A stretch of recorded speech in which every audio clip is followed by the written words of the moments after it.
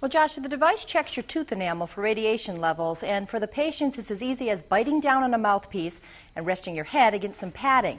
The device is still in its research stage, but since there's already one in Japan, the doctor here in New Hampshire who came up with the idea thought it was worth calling over there to find out if they wanted to give it a try. As the situation at one of Japan's nuclear power plants becomes dire, radiation poisoning is a growing concern. Some doctors say a device developed here in New Hampshire could help. There's a bite block here that helps position the subject and also helps them remain still during the measurements.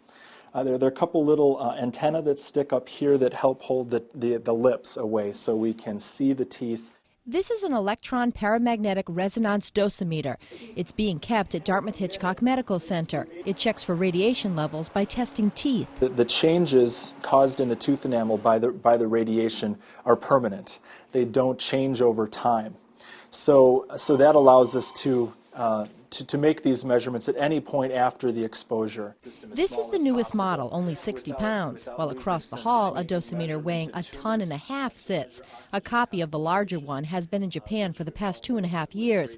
It's only been used for research, but its creator says, if necessary, it could be used for this crisis. If you offered to people in Japan who are outside the exclusion range, who know that their environment is being monitored, and you said if you have concerns that you've received a high dose of radiation, we will measure you, I would guess that you would get tens of thousands or hundreds of thousands of people. The dosimeter was Dr. Harold Swartz's brainchild. He's been researching it since the 1960s.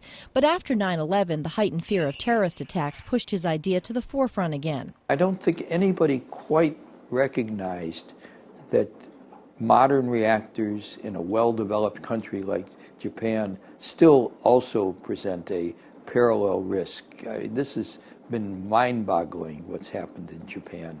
Swartz says he has called colleagues in Japan to talk to them about the device. So far, there hasn't been a need for it. And he says if there is, there would be a lot of hoops to jump through since the dosimeter isn't currently FDA approved. But he thinks it's a challenge that would be worth it. Now, doctors at Dartmouth are also working on making the device work on finger and toenails, and they want to make the machine smaller and automated so that anyone can use it with no trouble. Reporting live, Heather Hamill, WMUR News.